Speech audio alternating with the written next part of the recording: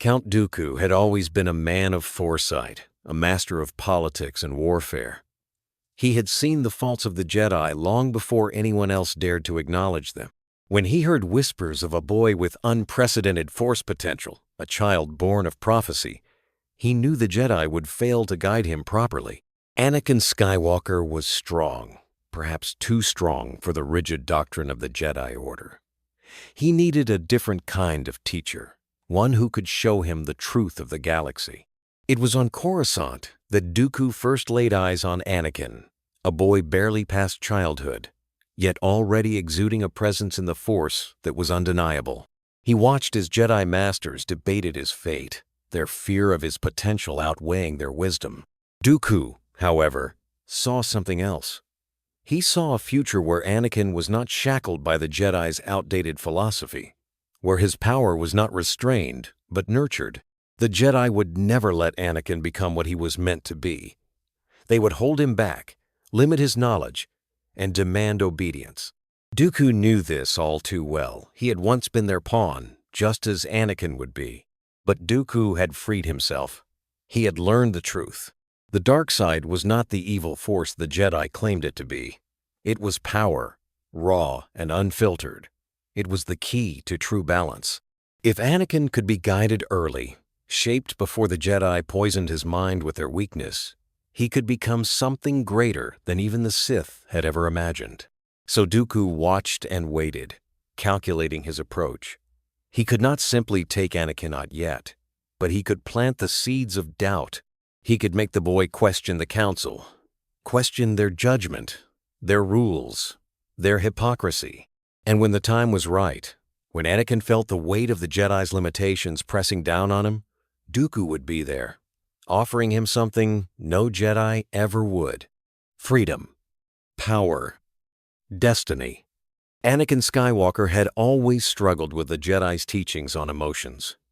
Their insistence on detachment felt unnatural to him, and their strict code often left him questioning his place within the Order. Count Dooku, however, offered him something different, a path that did not demand the rejection of his passions, but instead encouraged him to master them. Under Dooku's guidance, Anakin was taught that power did not come from suppressing emotions, but from understanding and wielding them with precision. Unlike Darth Sidious, who fueled his apprentices with rage and deception, Dooku took a more refined approach. He believed the dark side was not simply about destruction, but about control, discipline, and vision. Anakin was no mere tool for chaos, was to be a warrior with purpose. Dooku introduced him to the teachings of the ancient Sith Lords, but rather than forcing Anakin into blind servitude, he encouraged a deeper intellectual understanding of the Force. Strength, he explained, was not just about raw power, but about the ability to use that power wisely. The Sith's downfall had always been their tendency to betray one another for selfish gain. Dooku intended to change that. Anakin embraced these teachings quickly. He refined his combat skills, mastering the precision of Makashi while blending it with his aggressive degem. So, Dooku admired his prowess, yet constantly reminded him that brute force alone would not secure victory. Strategy, patience, and diplomacy were just as vital. He taught Anakin how to manipulate without deceit, how to lead without fear, and how to build alliances rather than break them. Over time, Anakin found himself believing in Dooku's ideals more than he ever had in the Jedi's. End of says. The Republic, as Dooku claimed, was failing. The Jedi were shackled by outdated traditions. Perhaps true balance could only come from something new, something stronger. And so, with each lesson, Anakin moved further from the Jedi he once was. But as his power grew, so did the question that lingered in his mind. Was Dooku truly offering him freedom, or was he simply another master, guiding him toward an inevitable destiny? Anakin stood in the grand halls of Sereno, surrounded by the towering statues of Sith Lords long forgotten. Count Dooku's voice echoed through the chamber, his tone calm yet commanding. "The Jedi teach restraint," Dooku began, pacing before Anakin. "They fear power, fearing that it leads to chaos. But true mastery of the Force is not about fear it, is about control. Anakin listened intently, his blue eyes sharp with curiosity. This was different from what the Jedi had told him. They preached balance, but Dooku offered something more, something deeper. Your raw power is undeniable, Dooku continued. But without refinement, it is nothing more than a raging fire. I will teach you how to wield it with precision. Dooku ignited his crimson blade, its glow casting eerie shadows across the chamber. He moved with grace, his Makashi form fluid and exact. Makashi is the art of elegance, he explained. The Jedi rely on brute force, but a true duelist defeats his enemy with superior technique. Watch closely, my apprentice. Anakin activated his own lightsaber, its blue hue clashing against Dooku's red. He lunged forward, striking with his usual aggression, but Dooku sidestepped effortlessly. Predictable, Dooku said, countering with a precise parry. You waste energy with unnecessary movements. Economy of motion, that is the key. Anakin gritted his teeth, adjusting his stance. Again, he struck, but this time with more control. Dooku nodded approvingly. Better, he said. But you must master not just the blade, but the mind. The Jedi tell you anger leads to the dark side. That is a lie. Anger is fuel. Passion is power. Anakin hesitated for a moment. His entire life, he had been told to suppress his emotions. But now, Dooku was telling him to embrace them. He took a deep breath, letting the frustration of past failures flow through him not in reckless rage, but in controlled focus. Their blades clashed again, and this time, Anakin moved with purpose. He was no longer just fighting. He was learning. And for the first time, he felt truly unstoppable. Anakin Skywalker sat in the Jedi Council chamber, his hands clenched into fists. The masters around him spoke in measured tones, but their words felt hollow. They had granted him the rank of Jedi Master, yet their trust remained absent. Their caution, their hesitation, it was suffocating. Mace Windu's voice cut through the silence. Your emotions cloud your judgment, Anakin. We must ensure you remain aligned with the Jedi Code. Anakin exhaled slowly, forcing himself to remain calm. He had done everything they asked. He had fought in the Clone Wars without question. He had saved countless lives. And yet, they still treated him as though he was dangerous, unpredictable. Obi-Wan Kenobi sat beside him, his expression unreadable. The Jedi Order has its ways for a reason, Anakin. You must understand that. Anakin turned to his former master, searching for any sign of support. But Obi-Wan was always the loyal Jedi. He would never speak against the Council. Anakin felt the distance between them widening, an invisible rift that had grown over the years. The war had changed everything.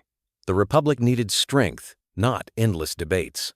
The Jedi were too slow, too restrained. Anakin had seen the suffering across the galaxy, and yet the Council insisted on their cautious approach. How many more would die while they clung to their traditions? He felt a presence watching him, Yoda. The Grand Master's gaze was steady, wise, yet filled with concern. Trust. Difficult it is, once lost. Strong are you, Skywalker, but trust. Earn it you must. Anakin's jaw tightened. I have given everything to this order. My loyalty, my strength, my victories, and still, you doubt me. Silence filled the chamber. No one spoke, but the message was clear. They would never fully trust him. No matter how many battles he won, no matter how much he sacrificed, they would always see him as the reckless boy from Tatooine. Anakin stood abruptly. If you do not trust me now, after everything, then you never will. He turned and walked out, his faith in the Jedi Order crumbling with each step. Count Dooku had always been wary of Darth Sidious, knowing that his master was as ruthless as he was cunning. When he took Anakin Skywalker under his wing, he knew that Palpatine would not sit idly by. The Sith had always followed the rule of two, and Anakin's presence disrupted the delicate balance of power. At first, Palpatine feigned approval, watching as Dooku trained the young Jedi in the ways of the dark side. But beneath his calm exterior, he was seething. Anakin was meant to be his apprentice, his ultimate weapon against the Jedi, not a tool for Dooku's ambitions. The Sith Lord began planting seeds of doubt in Anakin's mind, warning him that Dooku was only using him as a pawn. Anakin, though powerful, was still torn. Dooku had given him knowledge that the Jedi had denied him, but Palpatine spoke of unlimited power, of a destiny greater than what Dooku offered. The tension between master and apprentice grew, with Dooku sensing Anakin's wavering loyalty. Behind the scenes, Palpatine manipulated events to pit them against each other. He orchestrated battles where Anakin was forced to question Dooku's leadership, ensuring that mistrust festered between them. The Republic's forces received just enough intelligence to corner Dooku's separatists, making it seem as though his strategies were failing. Anakin began to wonder if Dooku was truly as wise as he claimed. Dooku, no fool to deception, saw through Palpatine's schemes. He confronted his former master in secret, warning him to stay away from Anakin. But Palpatine only smiled, his voice dripping with malice, as he reminded Dooku that the Sith did not tolerate weakness. There could be only two. Dooku, no fool to deception, saw through Palpatine's schemes.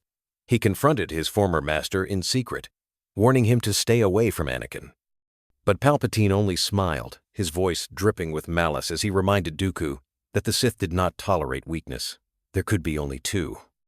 Anakin soon found himself caught between the two Sith Lords, each offering him power but demanding his loyalty.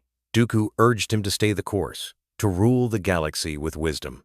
Palpatine whispered of ultimate strength, of immortality and the power to save those he loved. The final betrayal was inevitable. When the time came, Palpatine exposed Dooku's failures, orchestrating his downfall. Anakin was left with a choice: stand by his master or seize his own destiny.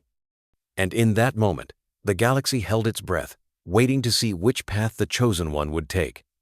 Anakin Skywalker stood at the heart of the Jedi Temple, his lightsaber ignited, the blue glow illuminating the betrayal written across Obi-Wan Kenobi's face. The Jedi Order had fractured.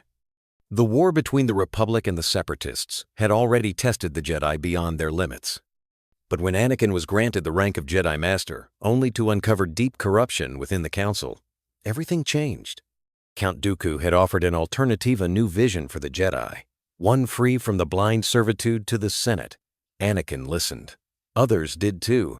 Masters and knights who had long questioned the Council's judgment began to rally behind him. Mace Windu and Yoda, sensing the growing division, tried to hold the Order together, but it was too late. The lines had been drawn.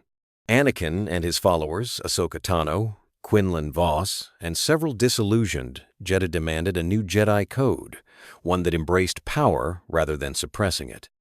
Ahsoka, once cast out by the Council, stood by Anakin's side, believing in his vision for a stronger order.